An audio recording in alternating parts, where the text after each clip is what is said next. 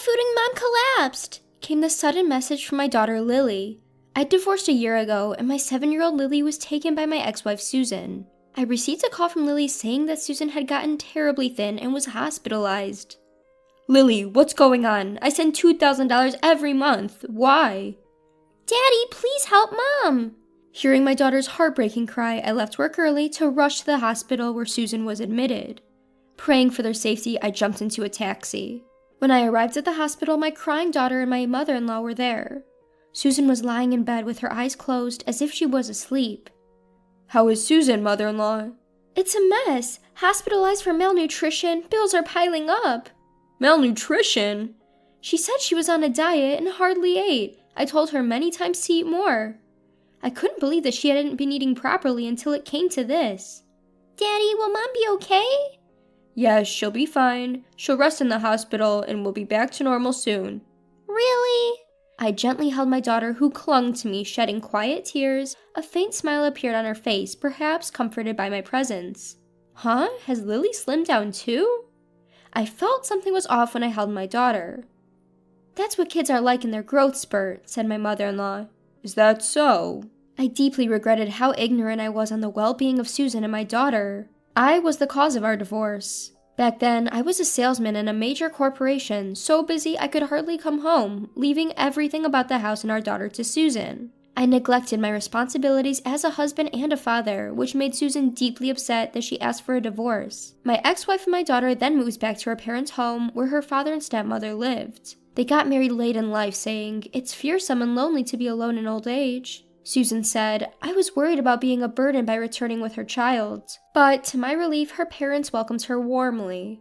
Out of my own will, I sent them $2,000 every month, hoping they live a comfortable life. Being too focused on work, I was the reason for our divorce, so I decided to do everything I can for the two of them. Our relationship after the divorce was not bad at all. At first, we often contacted each other, and I listened a lot about my daughter, who just started grade school. However, for the past 6 months, I've been so busy that I couldn't contact my ex-wife. I wonder what happened to Susan during this period. I was deep in thought as I looked at Susan, who was lying on the bed looking emaciated. Isn't this a bit too much for a diet? I wonder why she wanted to lose weight so much. Well, who knows? Maybe she found someone she likes? She's still young after all. James, you can go home. I'll take care of Susan. I understand. I'll head home for today. Mother-in-law, it must be hard staying with her. How about you? Lily, come to my place. Huh? Really? I want to go. As my daughter happily squeezed my hand, my mother-in-law immediately responded, I'll take care of Lily here. You're busy with work, James, and Lily needs to go to school. But Lily says she wants to go. I can drop her off and pick her up from school. You're busy with work and it's difficult for you to take care of her. Plus, you don't even have custody over her. Her reasoning made me at a loss for words. I see. In that case, once she wakes up, could you ask Susan if she'll let me take care of Lily while she's hospitalized? Regardless of what you say, she's still my daughter. Saying I'm sorry to my disappointed-looking daughter, I bowed to my mother-in-law and left the room. Looking back, I regretted not insisting on taking her home right then. Several days had passed since Susan was hospitalized. One day, after work, I returned home to find an unexpected sight. My daughter was there. Lily, did you come here all by yourself? Daddy.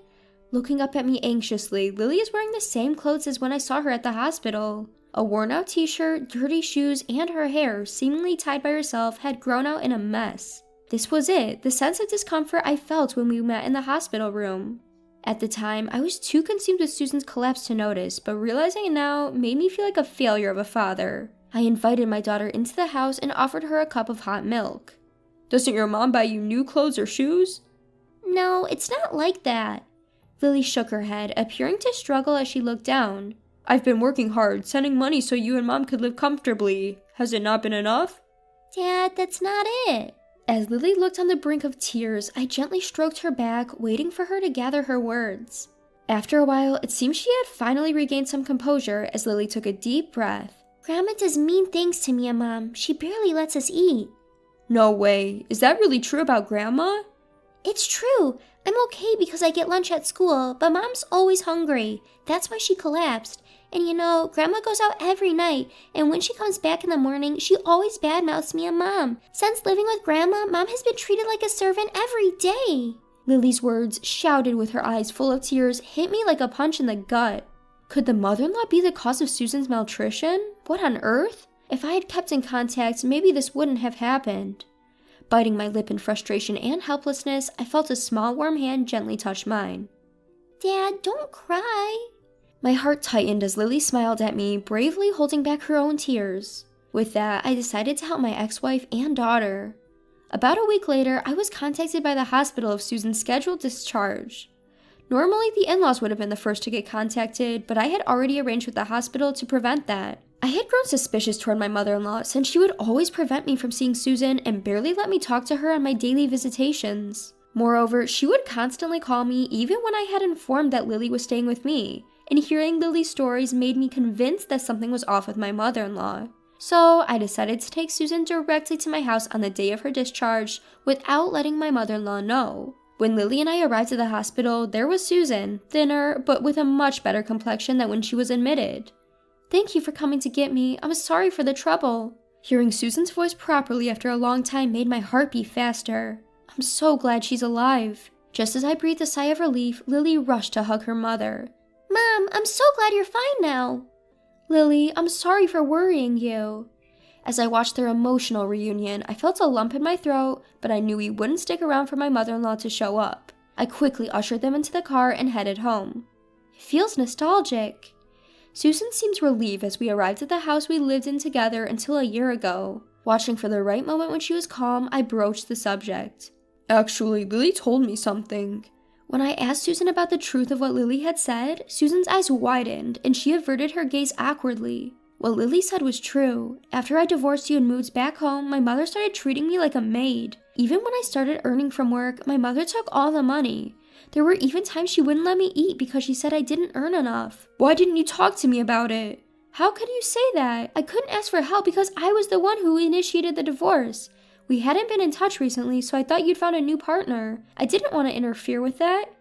New partner? No way. Besides, didn't I transfer $2,000 to you every month? How did you fall sick? You're lying. I haven't received anything. I am sure the money was transferred just fine. It should be recorded in your bank book. My mother took both my bank book and debit card. She told me that you stopped sending money a long time ago and that you found a new woman and had abandoned me. I was stunned. If only I had kept in touch more diligently, this wouldn't have happened. But it's too late to regret it now. She also took my credit cards and used them without my permission. But couldn't you have run away? If I did that, then they would turn on my father, who was left at home. I can't leave my father alone. Susan choked up as she said this. My mother-in-law was a big spender, and when Susan and I were still married, she would often come to us asking for money. But she was generally a pleasant and kind person, so I believed Susan and Lily would get along with her. However, the moment Susan moved back home after the divorce, my mother-in-law seemed to have turned into a completely different person. She didn't do any housework and went out every day, taking her frustration out on Susan and Lily when she was out of money. My father-in-law is a quiet man who couldn't stand up to my mother-in-law, so he turned a blind eye to it. He didn't offer any help, and Susan just had to endure it. But I let Lily suffer. I'm a terrible mother, aren't I? That's not true. The one at fault is entirely my mother-in-law. I see. Thank you. With that, tears quietly ran down her cheeks. A few days later, I waited for the day my mother-in-law was out and headed to my in-laws' house. When I arrived at their place, my father-in-law apologetically bowed his head deeply to me. I'm truly sorry. I've done an awful thing to Susan and Lily.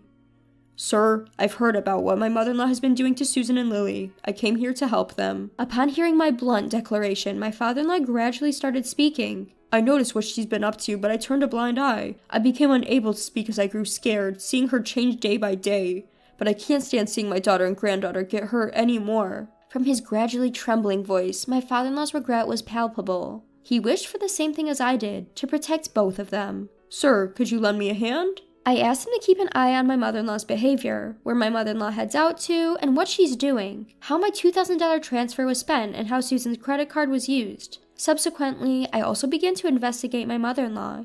Where the heck have you been? The hospital bills were expensive. God, you really are one hell of a burden. On a later day, I visited my in-laws' house with my ex-wife. As soon as Susan went in, I could hear a loud voice berating her. I quickly followed and entered my in-laws' house. Pardon my intrusion. James? Ignoring my surprised mother-in-law, I turned to my ex-wife and asked, Are you all right? Susan trembled in fear from being berated. Rubbing her back, I turned my gaze towards my mother-in-law. My mother-in-law froze for a moment, then hastily said, "Oh, welcome. What brings you here so unexpectedly?" "I just dropped off little Lily at school. Thought I could come over to discuss some matters regarding Susan and Lily without having Lily present. Hope I'm not intruding." "Oh, a discussion? About what, I wonder? As you can see, we're getting along quite nicely." Saying that, my mother-in-law tapped on Susan's shoulder, to which Susan clearly showed her discomfort. Already seated on the living room sofa was my father-in-law. I pulled Susan close, sitting down nearby. "I've been transferring money to Susan's account to help out even a little bit after our divorce. Is it true you're using up all the money?" "What? What money? I know nothing about it. Susan's probably trying to cover up her frivolous spending by blaming me. I wonder where the $2,000 every month is going. What a terrible daughter." As expected, my mother-in-law pretended not to know, even trying to shift the blame onto my ex-wife. She probably thought she could brush it off, but I exchanged a glance with my father-in-law, who quietly nodded. And from here, the reprisal begins. "That's odd. You said the $2,000 every month, but you told Susan that I stopped sending out money and had abandoned her and our daughter, right?" My mother-in-law started trembling as I spoke those words. That's what I heard from Susan. I didn't have control of my bank books or cards. You took them all. I couldn't possibly know about it. Besides, you've been using my credit card too, haven't you? I've received the receipts." "What?" "What exactly have you been using Susan's credit card and the $2,000 you receive every month for, mother-in-law?" To our question, my mother-in-law shakes her head, insisting she doesn't know. Of course we expected her to play dumb. In the midst of this, my father-in-law brings something out from the back of the room. "Stop lying anymore." "What do you mean? Do you suspect me as well?" To my enraged mother-in-law, my father-in-law pulled out a few photos. "So that's where you've been going every night. You seem to have a favorite host at the nightclub. It appears you've been having a grand time using James's money and Susan's credit card." "How did you?" "My father-in-law and I looked into everything. Although we only had to follow you around, since you were so careless, we figured out everything without much deep investigation." "What's wrong with using my daughter's money? I should be allowed that much." "Furthermore, it seems that wasn't enough money for you. You've been tricking money out of widowed men like my father, almost akin to marriage fraud, haven't you?" "Shut up! It's the victim's fault for being fooled." As we presented the evidence, my mother-in-law brazenly shrugged it off. "I thought this man had money when I married him, but it turns out he didn't have much. Luckily, my daughter Susan has been a great contributor, ha ha. Men at the local senior centers are so easy. All it takes is a soft voice to have them smitten. How naive." Hearing this, my father-in-law's jaw dropped to the ground. Susan and I were at a loss for words. "We're calling the police." "No, anything but that." At the mention of the police, my mother-in-law turned pale, but I went ahead and called them. "Why would you call the police? This isn't looking good for me." "So you're aware that what you've done is wrong?" "Just don't call the cops. I apologize for everything. Forgive me." "Judging from your attitude, it seems like you've done this before. Don't worry, we'll have the police conduct a thorough investigation." My mother-in-law, pale-faced and shaking, was taken away by the police officers who arrived shortly after. When it was all over, it felt like a weight had been lifted off of our shoulders, and I gave Susan a warm smile. Then, with tears in her eyes, she gave me a gentle smile in return. Apparently, my mother-in-law was arrested on charges of marriage fraud, and it seems like several people are demanding her to repay their money. Naturally, my father-in-law divorced my mother-in-law. Furthermore, he sued her for the emotional distress inflicted on our family from her harassment. Susan also claimed $50,000 in damages for the misuse of her credit card. Of course, I'm also demanding her to return all the money I transferred. My mother-in-law, who is now behind bars, doesn't seem to have an easy life waiting for her once she's out. As for me, afterwards, "Susan, please marry me again. This time, I'll protect you and our daughter. I won't make you cry anymore." We had once led a misguided marriage life, but this incident made me realize the importance of my ex-wife. Hearing my words, Susan cried, thanked me, and held my hand tightly. Now, our family is starting a new life. This time, I will protect this happiness thoroughly. I'm 42 years old and work for a company. I divorced my husband 2 years ago, and now I live with my daughter near my parents' house. My daughter is currently a 16-year-old sophomore in high school. My husband was also my childhood friend, and his family's home is just around the corner. Despite our divorce, we still live in the same city because he has taken over the family business. At first, I didn't want to see his face, so I considered moving away from the city. However, because of my daughter's school district, I decided to buy a flat within the city. The reason for the divorce was my husband's immorality. Since the beginning of our marriage, we were both employed. We cooperated and shared household chores. Daughter has been in daycare since she was 3 months old. Husband took over his family's ironworks business, but the company was struggling and he wasn't receiving a decent salary. We tried to negotiate with my in-laws several times, but their stand was always, we can't give more because the company's performance is so bad. Even so, we as a family had to make ends meet, so we considered the possibility of husband changing jobs. However, husband was like, I can't refuse if my parents ask for help, and he never actually took action. Half a year before the divorce, when my daughter started middle school, I was entrusted with a new project at work. I had opportunities to join projects before, but I repeatedly declined because our child was still young. That being said, daughter was now in middle school. With the consent of my daughter and husband, I was able to take on the project. Doing so inevitably made it impossible to handle household chores as before. My work hours extended and even started to spill over into the next day. Amidst that, my daughter helped with household chores in my place and even cooked meals. My husband cooperated at first, but as soon as he saw an opportunity with my absence, he gradually stopped doing his household chores, let alone taking out the trash. Unaware of this, I was working my fingers to the bone every day. Then, 1 month before the divorce, daughter said she wanted to talk to me and asked me to make some time for her. Immediately that night, I made it home at my usual time. And yet, it's the time my husband usually comes home, but he's not here. When I ask my daughter, is dad late today? She replies, it's always like this. He always comes home just before you do. I was stunned. I've been told by my husband that he's having dinner with our daughter every day. Since I always got home after 10 p.m., I've been relying on my husband for our daughter. Then my daughter begins to spill the beans. She tells me that my husband comes home drunk after 9 p.m. every night, that she's been the one preparing dinner, and that he's always carrying his smartphone, constantly making calls and sending emails. I was shocked as this was all news to me.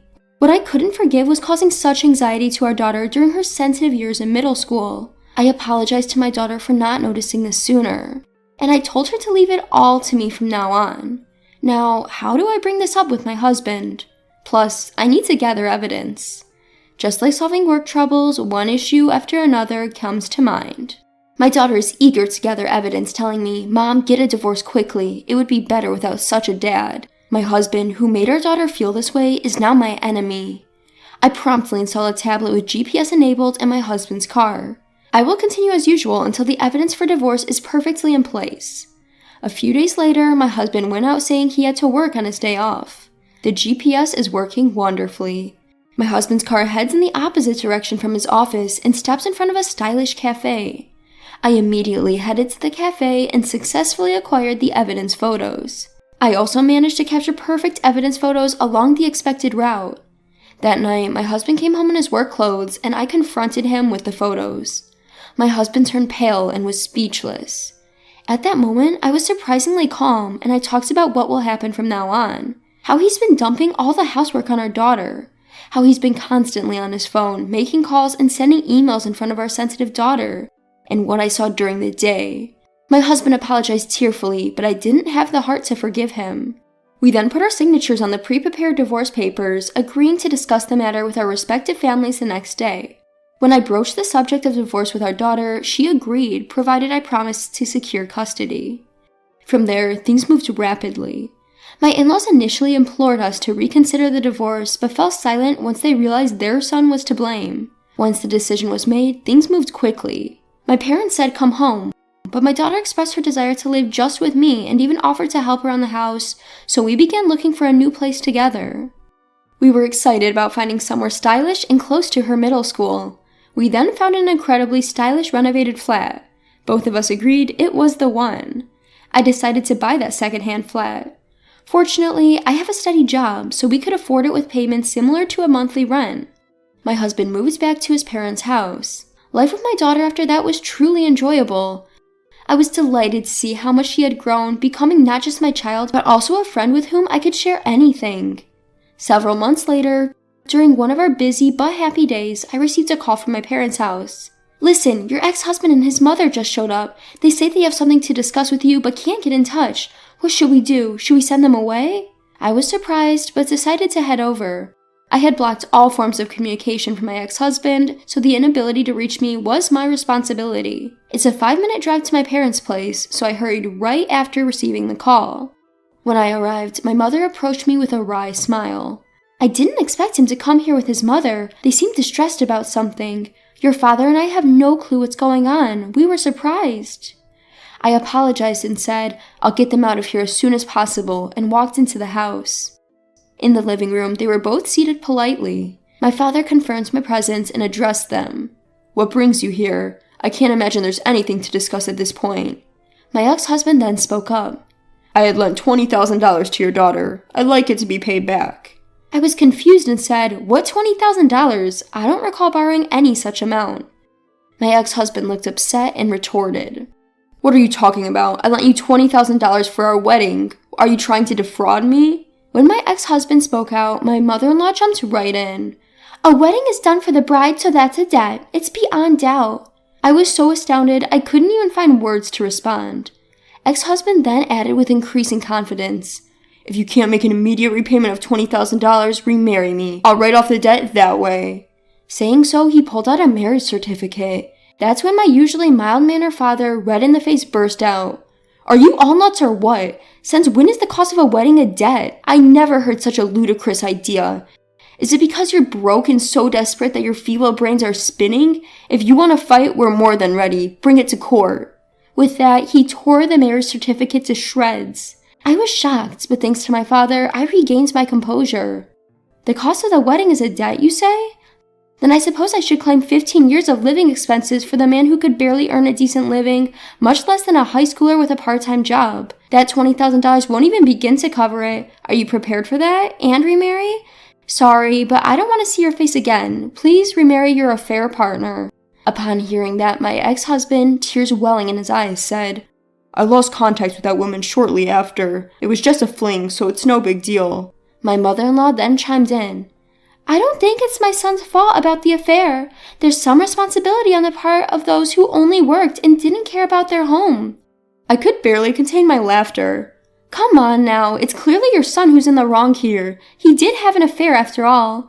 Neglecting his home and having an affair is on him. Are you sure you're okay in the head? Ex-husband, looking quite uncomfortable, then said, I want to start over, but I really need some money. Money, of course.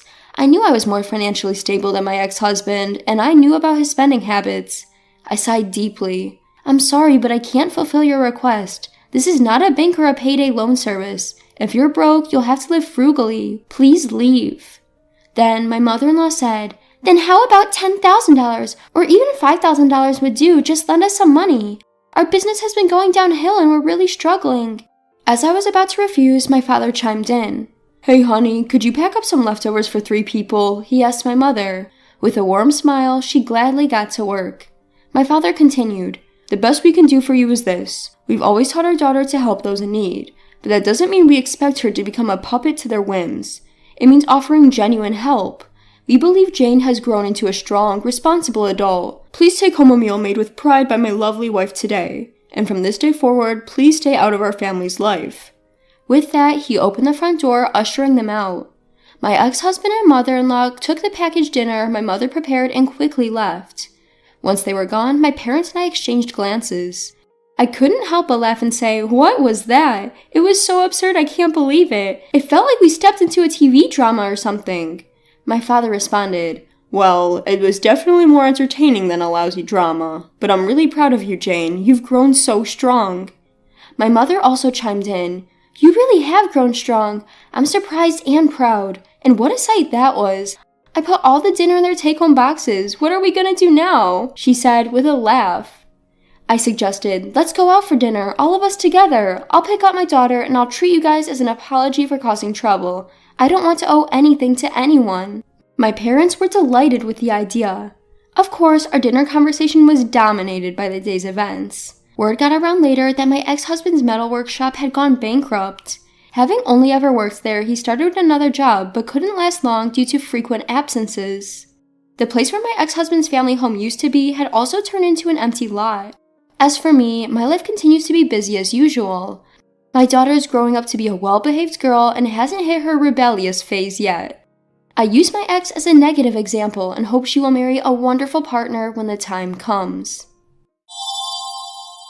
My name is Samantha Murphy. I've been married to my husband Ken for almost 14 years. Ken's younger brother Kenny, who's 3 years younger, still lives with their father. Their mother passed away about 20 years ago. One day, I received word that my father had suddenly collapsed and was rushed to the hospital. I hurried to the hospital, where my mother and sister had already arrived. They said he didn't have much time left. A few days later, my father passed away. Arranging the funeral, contacting people. There's really a lot to do, as anyone who's been through it knows. But my sister and I agreed to relieve our mother of as much burden as possible. After all, it was the death of someone she'd been with for many years. She didn't say it, but you could tell from her expression. She was trying hard not to trouble us. My brother-in-law also helped, and the day came. That's when something unbelievable happened. My husband didn't show up at all. Neither did my father-in-law or brother-in-law. I couldn't believe it. My husband had occasionally gone fishing with my father, and we'd all gone out to eat together, yet they completely ignored us. I stayed at my mother's family home that night, but I returned the next day and asked for an explanation. "Did you show up yesterday?" To this, my husband answered, scratching his butt. "For what?" "For what?" "My father's funeral. I was golfing with a colleague yesterday." "What?" I was at a loss for words. "Golfing? During my father's funeral?" My husband, without seeming particularly concerned, said something along the lines of, "Huh? So what?" I couldn't believe it. I even found myself wondering, is this man really human? As my husband, you're supposed to show up, aren't you? I was stunned. Then my husband said with a half smile, "Why should I go to a funeral for someone I'm not even blood related to?" I couldn't believe that I had been with this person who was standing in front of me for 13 years. I was truly disillusioned. That was not all. "What about your father and Kenny?" "Well, Dad was probably just lounging at home. And Kenny? He's hooked on some video game." "Wait, they didn't come because of that?" "What do you mean because of that? We're not blood related." I just couldn't make sense of it. I was on the verge of losing my control. Even though we hadn't seen him recently, this was the funeral of a man who'd done so much for us over the years. Plus, this was my own father we're talking about. My anger, sadness, frustration all came up inside me. This was the first time in my life I'd felt this way. The next day, I went over to my sister's house and told her everything. My brother-in-law was there too. They had the same reaction as me. It was a relief. I knew I wasn't crazy. It wasn't me who was wrong. I needed that validation. My husband, his father, his brother, the 3 men who failed to pay respect to my beloved father. I couldn't forgive them. Fortunately, my husband and I didn't have any children, and from that point on, I found every excuse not to get involved with my husband's family. I certainly didn't invite them to anything involving my side of the family anymore. I just didn't want them involved with my family at all. From then on, I pretended to be a good wife. My husband was the same as always, and didn't seem to notice the difference. About 4 years later, the day I'd been waiting for finally came. It might sound harsh, but my husband's father passed away. It all started with a sudden phone call from my husband. "Samantha, Samantha, what's wrong? You sound so down." "Just brace yourself. It's Dad, Dad." "What? What happened?" I quickly gathered my belongings. I had been keeping my things to a minimum for a while, preparing to be able to move at a moment's notice. And then my husband began making funeral arrangements. The news quickly spread to all of their direct relatives, his father's colleagues, and so on. I pretended to help, but I didn't go. I didn't help at all.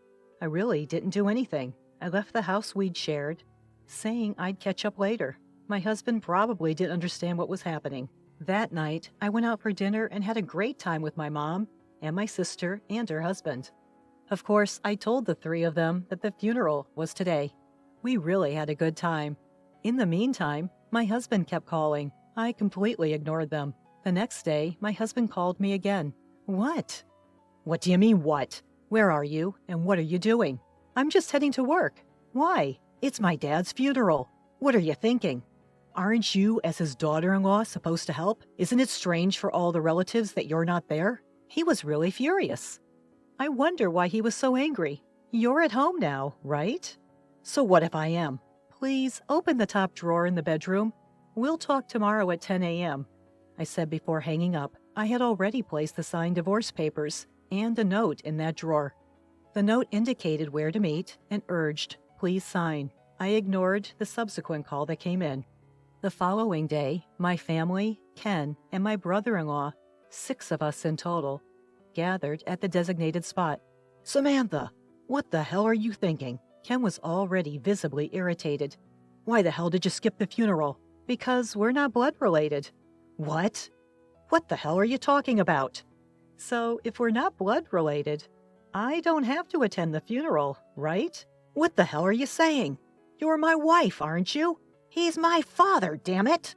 That's why, since we're not blood related, I can do what I want, just like you did. Me? That's right, don't think I'll let you forget. When my father passed away, you were out playing golf, weren't you? Kenny, you were playing some game, right? And my father-in-law was just lounging around the house. All 3 of you. I thought it was strange, but you said it. You didn't come because you're not blood related. So it's the same thing, even if my father went fishing with you, even if we all went on a trip with my father driving, even if my father financially helped us when we were buying a house, even if my father took everyone out to dinner, even if he's my biological father, it's determined by whether or not you're blood related. The same goes for your entire family. So I want to distance myself from you, that's all. So please sign here. My family listened in silence. It felt like they were warmly watching over me. Ken's face, red up to his ears, and his brother were both looking down awkwardly. The divorce papers were signed. All that's left is for me to submit them.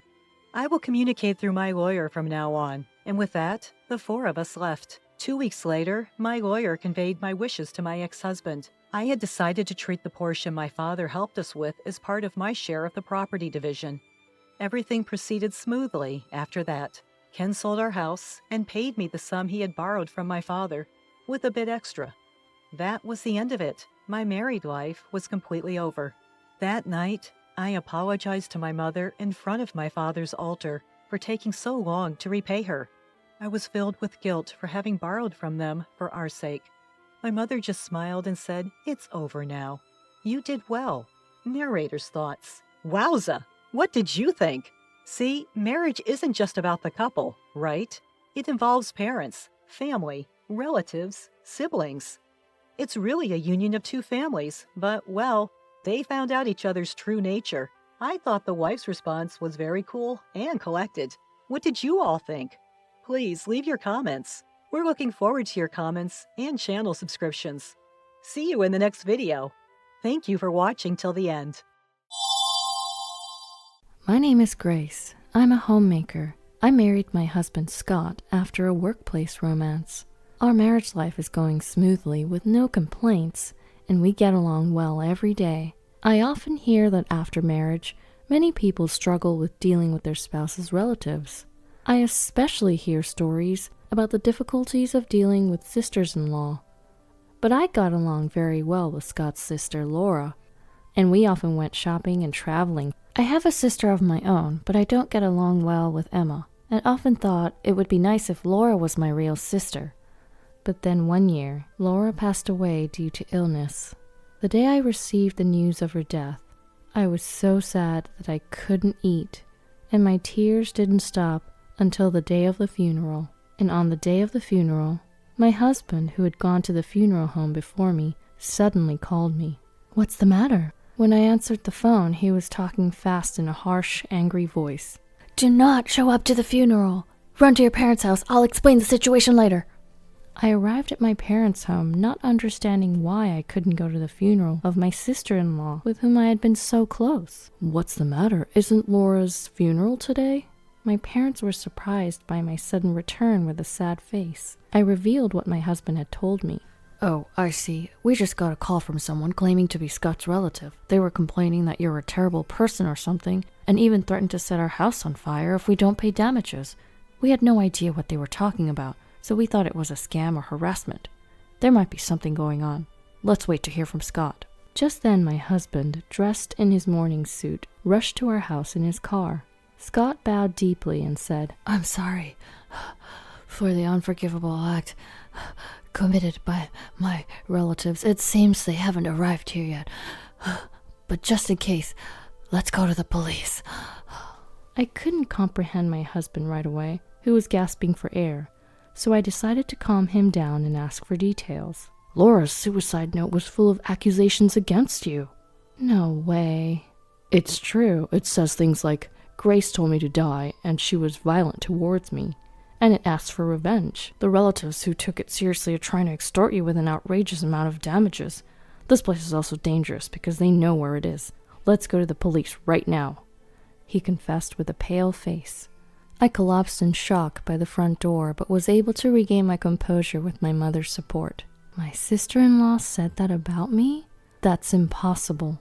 I've racked my brains, but I have absolutely no memory of doing anything like that." My husband comforted me, rubbing my shoulder, saying, "Calm down, it's okay. It's all lies. Maybe it's my mom who dislikes you and rewrote everything. Your sister-in-law always seemed happy talking about you as if you were her real sister. It can't be true." But I wondered if it's really that easy to fabricate or alter a will. Even I, with my average knowledge of law, understand that if I were to tamper with such personal documents, I'd be immediately held accountable. "Anyway, because they've called, those relatives may be heading here." Rushed by Scott, I left my parents' house. Arriving at the police station, I immediately submitted a recording of the abusive phone call that had been left at my parents' house. In a video from my smartphone showing relatives becoming irate when my mother-in-law abruptly read a suspicious will at the funeral home. The police said that since there was no actual harm yet, they would increase patrols in the neighborhood and wait. Learning that having consulted the police in advance would be beneficial if anything happened in the future, I felt a little relieved. But as soon as I returned to my parents' house, something happened that blew away my relief. As my husband was parking the car and getting out, there was some commotion at the front door. Approaching cautiously, I saw a stranger, a middle-aged man and woman, shouting, "It's your fault!" at my sister, whose cheek was red from being slapped. My father's beloved golf club was squashed on the ground, and fragments of broken vases and ornaments were scattered about. Presumably, my husband's relatives had stormed to my parents' house while we were consulting with the police. "Uncle and Aunt, my wife hasn't done anything. I'm calling the police for hurting my wife's sister." As my enraged husband shouted, he called the police. At his words, his uncle and aunt flinched for a second. "Wait, a sister?" They seemed to realize that I, standing next to my husband, was the real Grace, and that the one they had harmed was my sister. But without any signs of remorse, they approached me again with the golf club in hand. "Using a body double? You're a sneaky woman, just like the will said. How dare you bully our beloved little Laura? It's because of you that she suffered mentally and her illness progressed." However, my father, hearing the commotion from the violence towards my sister and the sounds of things breaking, rushed over and grabbed my uncle's hand and shouted at him, "You weren't satisfied with making the impertinent phone call? And now, how dare you lay a hand on my eldest daughter?" I had never seen my father, who normally was gentle, looking so terrifying it made me shudder. My uncle and aunt-in-law seemed unsatisfied and argued with my father for a while, but eventually the police arrived and took them away in their police car for questioning. "Grace, are you okay?" I was dazed by all that had happened, but my father's words brought me back to reality. "I'm sorry, sister, for getting you hurt because of me." I rushed to my injured sister to apologize. My dad, whose energy had vanished just as quickly as it came, was asking my mom to bring an ice pack, looking crestfallen as he said, "I'm sorry I couldn't protect you, especially with your wedding coming up." He tried to ice my sister's cheek with it.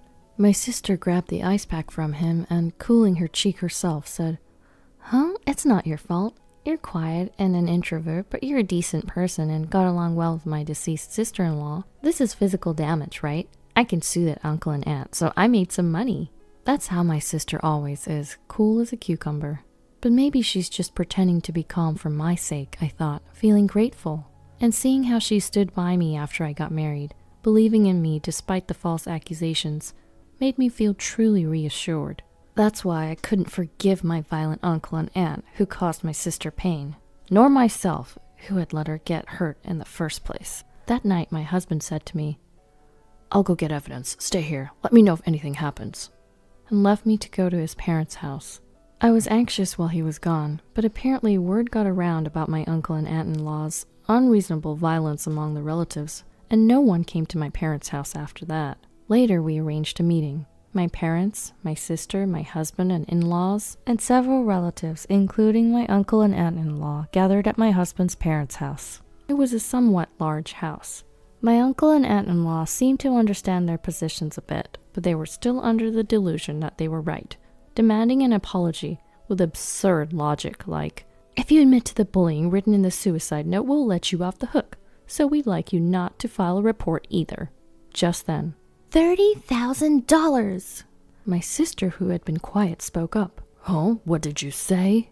When my uncle-in-law glared at her with a sour face, she said, "If you give me $30,000, I will give up on filing a report. I can't concentrate on my work because you hit me so hard. Hand over $30,000 to cover everything, including the golf club and things you broke," she said nonchalantly as she operated her smartphone. My uncle's face turned bright red and he started to yell.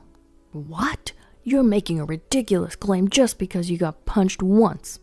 You're brazen. You sisters are the same." In the end, he lashed out at my parents, saying, "Don't you feel pathetic as parents for raising such shameless sisters?" My mother, while calm, responded resolutely. "With all due respect, both sisters are adults. They are expressing their opinions as capable individuals, not as children. Isn't it only natural to respond to rudeness with rudeness? I can't imagine the fear, pain, and indignation of being suddenly punched. Anyway, isn't the suicide note more serious than what happened to me?" my sister asked, this time while yawning. She was seemingly uninterested in the squabbling over her situation. Yes, the cause of all this was the possible tampering with the suicide note, which led my uncle and aunt-in-law and other relatives of my husband to take outrageous actions. "So, does that mean you did it, Mom?" My husband turned to his mother and pressed her. My mother-in-law, who had been fidgeting, flinched very obviously. "Well, I'm getting senile and my memory's a bit fuzzy." She tried to gloss over the situation with a simpering tone. Ignoring her, my husband spread out a piece of paper. "This is my sister-in-law's real suicide note. My mother had written in her diary of the place she hid it, and I found it. She forged a fake note full of lies that made it seem like my wife bullied my sister, and she read it aloud to our relatives, making them believe it. Who's the fool here?" my husband said, suppressing his anger and sounding genuinely disappointed. "Mom, you wrote terrible things in your diary, wishing my sister's illness on my wife instead. I can't consider you my mother anymore." With a cold gaze, my husband glared at his own mother. Before his eyes, my mother-in-law eventually became quiet and finally broke into tears. My father-in-law, who had been quietly listening, said, "It's my fault for not realizing what kind of person my wife is. Son, you don't have to deal with this family or these relatives anymore. You go live far and happily. I'll keep an eye on my wife and make sure she doesn't see you guys again. That's the least I can do to make amends." My husband nodded at these words and turned to his aunt and uncle, who had been silent. "Please pay the $30,000 you offered earlier, otherwise we'll take all the evidence and really file a police report. I'd prefer that, but it seems that's not what you want." The aunt and uncle trembled, glaring at my sister. "To give $30,000 to such a bratty girl." "Yay! I can buy a V-brand bag and a C-brand golf club set. Lucky me." My sister grinned and had a triumphant expression on her face. I didn't like her bad personality, but this time there was more to her happiness. My father had his golf clubs broken, my mother's vase of flowers was broken, and I was involved in unreasonable trouble. It seemed that she was deliberately speaking in an ungraceful manner so that the three of us would feel relieved. Ignoring all of this, my mother-in-law clung to my husband's leg and cried, "You're the only one left for me, my dear son." But my husband's heart no longer opened up to her. "Then why didn't you care about my sister at all? Her suicide note was switched with a fake one, wasn't it?" "No, it's not like that. Just listen to me." "Enough already. How low can you go?" My father-in-law thundered at his wife, who still tried to push her own story. I'm done with this. Let's go, everyone. We'll talk about the money later. Goodbye." My sister quickly stood up, looking down on my mother-in-law. She walked past the bewildered relatives and confidently and gracefully headed towards the entrance. My parents followed her, and my husband took my hand and led me out of the house.